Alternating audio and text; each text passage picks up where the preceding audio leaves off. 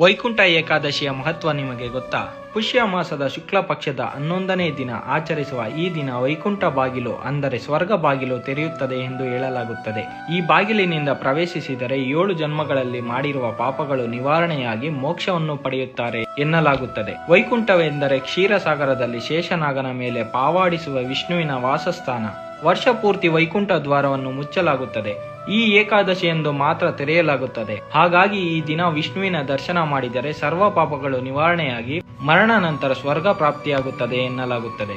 ಪೌರಾಣಿಕ ಹಿನ್ನೆಲೆಯ ಪ್ರಕಾರ ಸಮುದ್ರ ಮಂಥನದ ಸಮಯದಲ್ಲಿ ಈ ದಿನವೊಂದೇ ಅಮೃತ ಉಕ್ಕಿ ಬಂದು ದೇವತೆಗಳಿಗೆ ಹಂಚಲ್ಪಟ್ಟಿತು ಎಂದು ಹೇಳುತ್ತಾರೆ. ಹಾಗಾಗಿ ಈ ದಿನವನ್ನು ಬಹಳ ಶುಭ ದಿನವೆನ್ನುತ್ತಾರೆ. ಹಾಗಾಗಿ ಮಹಾಭಾರತ ಯುದ್ಧದ ಸಮಯದಲ್ಲಿ ಬಾಣಗಳ ಮೇಲೆ ಮಲಗಿದ್ದ ಭೀಷ್ಮನ ಕೊನೆಯ ಉಸಿರನ್ನು ಇಟ್ಟುಕೊಂಡು ಈ ದಿನಕ್ಕಾಗಿಯೇ ಕಾಯುತ್ತಿದ್ದ ಎನ್ನಲಾಗುತ್ತದೆ. ವೈಕುಂಠ ಏಕಾದಶಿಯ ಮಹತ್ವ ನಿಮಗೆ ಗೊತ್ತಾ? ಪುಷ್ಯ